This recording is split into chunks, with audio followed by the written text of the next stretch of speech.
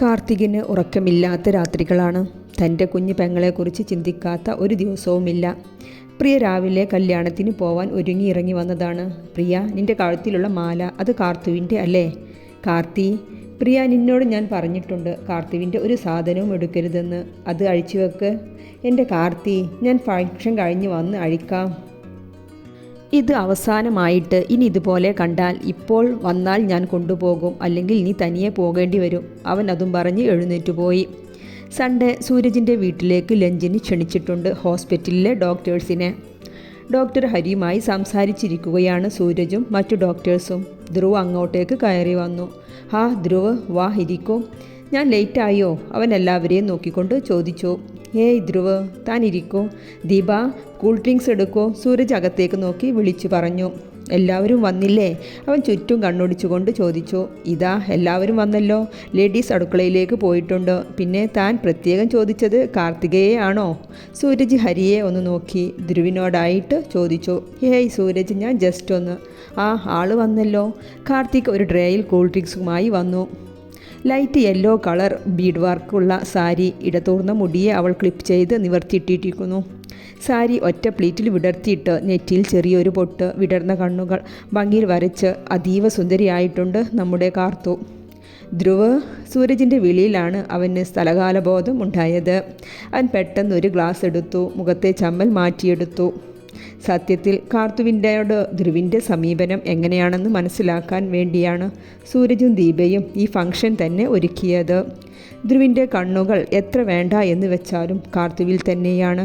പക്ഷേ ഇത് കാർത്തൊഴികെ മറ്റെല്ലാവരും കണ്ടിരുന്നു എന്നതാണ് സത്യം.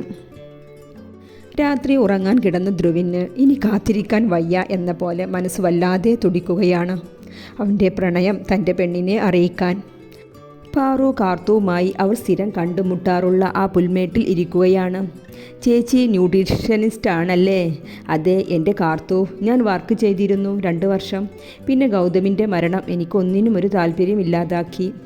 ചേച്ചി, ഏട്ടൻക്ക് എന്താ ഉണ്ടായത്? അത് കാർത്തു, വളരെ സത്യസന്ധനും നീതിമാനുമായ അഡ്വക്കേറ്റ് ഗൗതം നാഥ്. അവൾ ഗൗതമിൻ്റെ മരണത്തിനിടയാക്കിയ ഓരോ സംഭവവും കാർത്തുവിന് വിവരിച്ചു കൊടുക്കുകയാണ്. അപർണയുമായുള്ള ധ്രുവിൻ്റെ എൻഗേജ്മെൻറ്റിൻ്റെ അന്നാണ് അറസ്റ്റ് ഉണ്ടായത്. പിന്നെ ഗൗതമിൻ്റെ മരണം ഞങ്ങളെ എല്ലാവരുടെയും ജീവിതം മാറ്റിമറിച്ചു. ധ്രുവ് അവൻ ഇങ്ങനെ അല്ലായിരുന്നു. എപ്പോഴും കളിത്തമാശകൾ പറഞ്ഞു നടന്നിരുന്ന അവൻ്റെ സ്വഭാവം രാവും പകലും പോലെ ഇപ്പോൾ വ്യത്യാസമുണ്ടാക്കി. പാറു നിർബന്ധിച്ചു കൊണ്ടുവന്നതാണ് കാർത്തുവിനെ വീട്ടിലേക്ക്. മോളെ, അമ്മയുടെ കുഞ്ഞ് ഡിന്നർ കഴിച്ചിട്ട് പോകാവോ? അമ്മ, വേണ്ട, ഞാൻ പിന്നെ ഒരിക്കൽ വരാം. അതൊന്നും പറഞ്ഞാൽ പറ്റില്ല മോളെ, ഇന്ന് ഒന്നിച്ച് ഭക്ഷണം കഴിച്ചിട്ട് പോകാം. അച്ഛൻ കൂടി പറഞ്ഞതും കാർത്തു പിന്നെ മുടക്കമൊന്നും പറഞ്ഞില്ല. രാത്രി എല്ലാവരും കൂടെ ഡിന്നർ കഴിക്കുകയാണ്. ധ്രുവ്, ഈ ചിക്കൻ കഴിച്ചു നോക്ക്.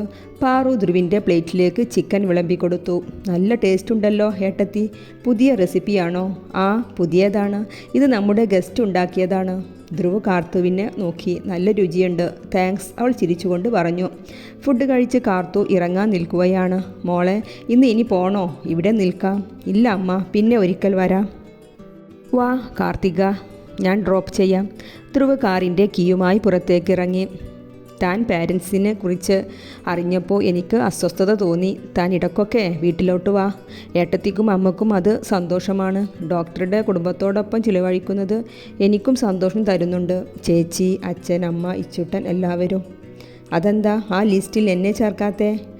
ചോദിച്ചുകൊണ്ട് ധ്രുവ് അവളുടെ മുഖത്തേക്ക് നോക്കി. അങ്ങനെ ഒന്നുമില്ല ഡോക്ടർ. എനിക്ക് എന്തൊക്കെ പേരാ താൻ ഇട്ടിരിക്കുന്നത്? അത് ഡോക്ടർ തുടക്കത്തിൽ എപ്പോഴും വഴക്ക് പറയില്ലേ, അതുകൊണ്ട്. അവൾ ചുണ്ട് കൂർപ്പിച്ച് പറഞ്ഞു. ഇപ്പോഴും ഞാൻ വഴക്ക് പറയാറുണ്ടല്ലോ, അവൻ ചിരിച്ചുകൊണ്ട് ചോദിച്ചു. അത് ഇപ്പോൾ എനിക്ക് ശീലമായില്ലേ? ഓ, അങ്ങനെയാണോ? അവർ സംസാരിച്ച് ഹോസ്റ്റലിൽ എത്തിയത് അറിഞ്ഞില്ല. ഡോക്ടർ, ഇവർ നിർത്തിക്കോളൂ. കാർത്ത് പറയുമ്പോഴാണ് ധ്രുവ് എത്തിയത് തന്നെ അറിയുന്നത്. ഈ വഴി ഒരിക്കലും അവസാനിക്കാതെ ഇരിക്കാൻ ആഗ്രഹിച്ചു പോകുവാണ്. അവൻ്റെ നാവിൽ നിന്നും അറിയാതെ വീണുപോയി. കാർത്തു അവനെ തന്നെ നോക്കിപ്പോയി. ഗുഡ് നൈറ്റ് കാർത്തിക, ധ്രുവ് വേഗം പറഞ്ഞു. Good night doctor. കാർത്തു അവനെ ഒന്ന് നോക്കി പുറത്തേക്കിറങ്ങി. രജനി, കാർത്തുവിനെക്കുറിച്ച് നിൻ്റെ അഭിപ്രായം എന്താ? രവിയേട്ട നല്ല കുട്ടിയാണ്. ആ കുട്ടിയുടെ അച്ഛനും അമ്മയും മരിച്ചു. വല്യമ്മയുടെ അടുത്തായിരുന്നു. പിന്നെ നല്ല ഫാമിലിയാണെന്ന് തോന്നുന്നു.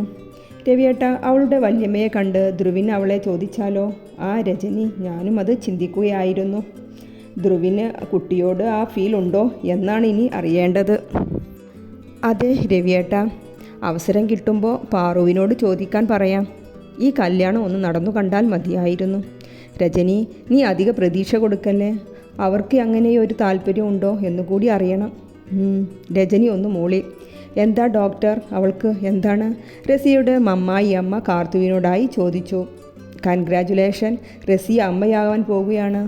നിങ്ങൾ ഡോക്ടർ ദീപയെ ഒന്ന് കാണിക്കൂ, ഒന്നുകൂടി കൺഫേം ചെയ്യാം. ഇനി ഇവളെ നന്നായി ശ്രദ്ധിക്കൂ, കാർത്തു അവളുടെ തലയിൽ തലോടിക്കൊണ്ട് പറഞ്ഞു. ധ്രുവ് ഹോസ്പിറ്റലിൽ പോകാൻ തയ്യാറാവുകയാണ്. പാറു പുറത്തേക്കുള്ള സാരിയെടുത്ത് ഇറങ്ങി. ധ്രുവ്, നീ ഇറങ്ങാനായോ? എന്തേ ഏട്ടത്തി, എവിടെയെങ്കിലും പോവാനുണ്ടോ? ഒരുങ്ങിയിറങ്ങിയ പാറുവിനെ കണ്ട് അവൻ ചോദിച്ചു. ഞാൻ ഹോസ്പിറ്റലിലേക്കാണ്. അവിടെ ഒരു ന്യൂട്രീഷനിസ്റ്റിനെ കുറവുണ്ടെന്ന് എൻ്റെ ഫ്രണ്ട് പറഞ്ഞിരുന്നു. ഒരു ഇൻ്റർവ്യൂവിന് വരുവാ. ധ്രുവ് വിശ്വസിക്കാൻ പറ്റാതെ പാറുവിനെ നോക്കി. സത്യമാണോ ഏട്ടത്തി? ധ്രുവ്, വേഗം വാ, ഡോക്ടർ സൂരജ് 9:30 ഹോസ്പിറ്റൽ വരാൻ പറഞ്ഞിട്ടുണ്ട്. ഹോ, നമ്മളൊന്നും പറഞ്ഞാൽ ഒരു മൈൻഡും ഇല്ലായിരുന്നു. പ്രിയ കൂട്ടുകാരി ഒരു വാക്ക് പറഞ്ഞപ്പോഴേ സമ്മതിച്ചു. ധ്രുവ് അവളെ പുച്ഛിച്ചുകൊണ്ട് പറഞ്ഞു. ധ്രുവ്, നിൻ്റെ അഭിനയമൊക്കെ നിർത്തിക്കോ. ഞങ്ങൾക്കൊക്കെ മനസ്സിലാവുന്നുണ്ട് കള്ളക്കാമുകൻ്റെ അസുഖം. ഓ, മനസ്സിലായോ? എന്നാലേ പ്രിയ കൂട്ടുകാരിയോടൊന്ന് സൂചിപ്പിച്ചേക്ക്. അല്ലാതെ ഞാൻ നോക്കിയിട്ട് ഒരു വഴിയും കാണുന്നില്ല ഏട്ടത്തി. പെണ്ണ് പിടി തരുന്നില്ല. ധ്രുവ മുഖം ചുളുക്കി പറഞ്ഞു.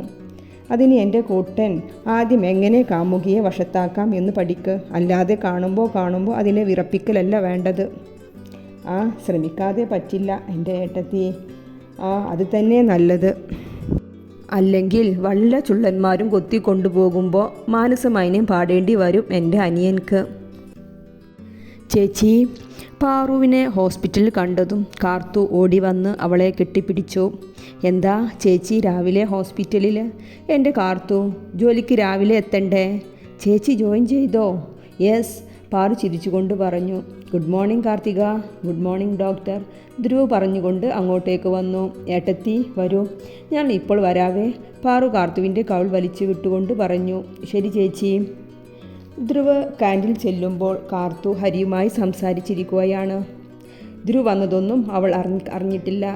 ധ്രുവിന് എന്തോ അവരുടെ സംസാരം ഇഷ്ടപ്പെടുന്നില്ല. തന്നോടൊരു നിമിഷം പോലും ഫ്രീ ആയി സംസാരിക്കാത്ത തൻ്റെ പെണ്ണ് മറ്റൊരാളോട് ഇങ്ങനെ അടുത്ത് സംസാരിക്കുന്നത് അവന് ചെറുതായി അല്ല, വലുതായി തന്നെ ഫീലായി. അവൻ അവരെ രണ്ടുപേരെയും നന്നായി ഒന്ന് നോക്കി ക്യാൻറ്റീനിൽ നിന്നും പുറത്തേക്ക് നടന്നു. എന്നാൽ ധ്രുവിൻ്റെ ഈ പോക്ക് ഹരി ശ്രദ്ധിച്ചിരുന്നു. നമ്മുടെ കാർത്തു ഇതൊന്നും ശ്രദ്ധിക്കുന്നില്ല. അവൾ ഹരിയോട് പറയാനുള്ളത് മനസ്സിൽ കണക്കു കൂട്ടുകയായിരുന്നു. ഹരി ഡോക്ടറോട് എനിക്കൊരു കാര്യം സംസാരിക്കാനുണ്ട്. പറയൂ, ഞാൻ അടുത്ത് തന്നെ ഉണ്ടല്ലോ. ഡോക്ടർ ഭാവിയെപ്പറ്റി ചിന്തിക്കണം.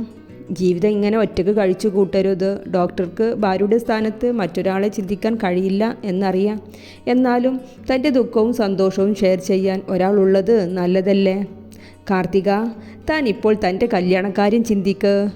അത് വിട് ഡോക്ടർ. എൻ്റെ ജീവിതത്തിൽ കല്യാണ ഭാഗ്യം ഉണ്ടെങ്കിൽ അത് നടന്നുകൊള്ളും. കാർത്തിക, ഡോക്ടർ ഒരു കാര്യം ചെയ്യൂ. എൻ്റെ കല്യാണക്കാരി സംസാരം നമ്മൾക്ക് നിർത്താം. ഓക്കെ ഡോക്ടർ, ഞാൻ നിർബന്ധിക്കുന്നൊന്നുമില്ല. സാറൊന്ന് ചിന്തിക്കൂ. കാർത്തു അതും പറഞ്ഞ് എഴുന്നേറ്റു. ധ്രുവിന് എന്തൊക്കെയോ സ്റ്റാഫിനോടെല്ലാം എന്തെങ്കിലും പറഞ്ഞ് ദേഷ്യപ്പെട്ടുകൊണ്ടിരിക്കുകയാണ്. പെട്ടെന്നുള്ള ധ്രുവിൻ്റെ പെരുമാറ്റം എല്ലാവർക്കും അസ്വസ്ഥത ഉണ്ടാക്കുന്നുണ്ട്. ഇത് കണ്ടുകൊണ്ടാണ് സൂരജ് അങ്ങോട്ടേക്ക് വന്നത്.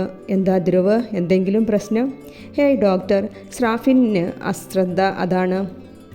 ഓ. ഈ സമയം കാർത്തു ധ്രുവിൻ്റെ ക്യാബിനിലേക്ക് വന്നു. രോഗിയുടെ ഫയൽ അവന് നൽകി. ഡോക്ടർ കാർത്തിക, ഞാൻ രാവിലെ റിപ്പോർട്ട് കൊണ്ടുവരാനല്ലേ പറഞ്ഞത്? ധ്രുവ് ഗൗരവത്തിൽ ചോദിച്ചു. അത് ടെസ്റ്റ് റിപ്പോർട്ട് കിട്ടാൻ വൈകിയേ. അവനൊന്ന് കടുപ്പിച്ചു മോളി. കാർത്തിക, തൻ്റെ ഡ്യൂട്ടി കഴിഞ്ഞോ? ചോദിച്ചുകൊണ്ട് ഡോക്ടർ ദീപ അവളുടെ അടുത്തേക്ക് വന്നു. കഴിഞ്ഞു ഡോക്ടർ. ഞങ്ങളൊരു മൂവി പ്ലാൻ ചെയ്തിരുന്നു. താനും കൂടെ വാ. അയ്യോ, പിന്നെ ഒരിക്കൽ വരാം. ഓക്കെ കാർത്തിക. ധ്രുവും സൂരജും അങ്ങോട്ടേക്ക് വന്നു. കാർത്തു ധ്രുവിനെ നോക്കുക പോലും ചെയ്യാതെ അവിടെ നിന്നും പോയി. ധ്രുവ്, താൻ അല്പം മയത്തിലൊക്കെ പെരുമാറൂ ഡോക്ടർ കാർത്തികയോട്. അത് അവൾക്ക് അല്പം അശ്രദ്ധ കുറവുണ്ട്, അതാണ്. പിന്നെ എനിക്കിങ്ങനെയൊക്കെ പെരുമാറാനേ അറിയൂ. അവൻ പറഞ്ഞു നിർത്തി. ദീപ, ഇവനെ സ്വീറ്റായി സംസാരിക്കാൻ പഠിപ്പിക്കേണ്ടി വരുമല്ലോ. സൂരജ് കളിയാക്കിക്കൊണ്ട് ദീപയോടായി പറഞ്ഞു. സൂരജ് തന്നെ അവനെ പഠിപ്പിക്ക്. എന്നാൽ ഞങ്ങൾ ഇറങ്ങുവാണ് ധ്രുവ്. അതും പറഞ്ഞ് അവർ അവിടെ നിന്നും ഇറങ്ങി.